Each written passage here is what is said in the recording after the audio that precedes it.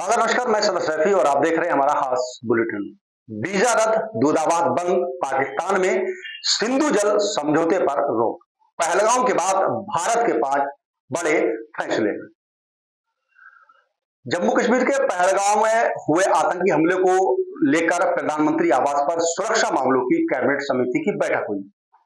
प्रधानमंत्री नरेंद्र मोदी की अध्यक्षता में हुई इस बैठक में गृह मंत्री अमित शाह, रक्षा मंत्री राजनाथ सिंह, वहीं विदेश मंत्री doctor S Jaishankar, NSA Ajit Doval और अन्य लोग शामिल हुए थे। आपको बताते चलें कि अधिकारियों ने यह बताया है कि विदेश सचिव विक्रम मिस्त्री भी बैठक में शामिल हुए थे। विदेश सचिव विक्रम मिस्त्री ने बताया कि इस बैठक के बाद पाकिस्तान सिंधु जल समझौता तत्काल प्रभाव से रोक दिया गया। अटारी चेक पोस्ट बंद कर दिया गया है। भारत ने इस बीच में कई बड़े फैसले भी लिए हैं। विदेश सचिव विक्रम मिस्त्री ने बताया कि प्रधानमंत्री नरेंद्र मोदी की अध्यक्षता वाली सुरक्षा मामलों की कैबिनेट समिति को पहलगाम आतंकी हमले के बारे में विस्तार से जानकारी दी गई थी। इसके बाद कई अहम फैसले भी लिए गए हैं। वहीं विदेश सचिव विक्रम मिस्त्री ने कहा कि आज शाम प्रधानमंत्री की अध्यक्षता में सुरक्षा मामलों की कैबिनेट समिति की यानी सीसीएस की बैठक हुई। इसमें सीसीएस को पहलगाम में 22 अप्रैल 2025 को हुए आतंकी हमले के बारे में विस्तार से जानकारी दी गई, जिसमें 25 भारतीयों और 1 नेपाली नागरिक मारे गए थे और कई अन्य नागरिक जो टूरिस्ट थे उनको घायल किया गया है।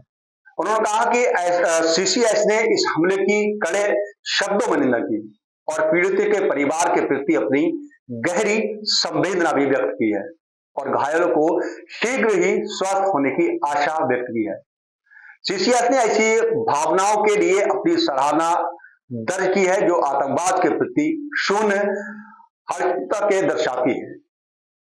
इसी बीच में 1960 की सिंधु जल संधि को तत्काल प्रभाव से स्थगित कर दिया गया, जब तक कि पाकिस्तान विश्वसनीय और अपरिवर्तनीय रूप से सीमा पार के लिए आतंकवाद के लिए अपने समर्थन को त्याग नहीं देता है।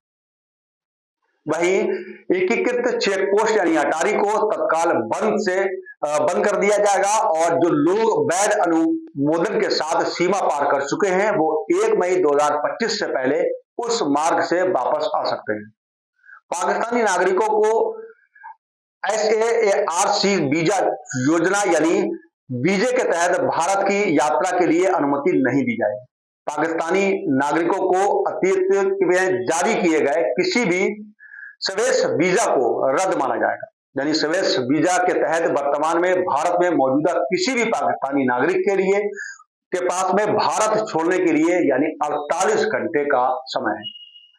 नई दिल्ली में पाकिस्तानी उच्चायोग में रक्षा, सैन्य, नौसेना और वायु सलाहकारों को अवांछित व्यक्ति घोषित किया जाता है।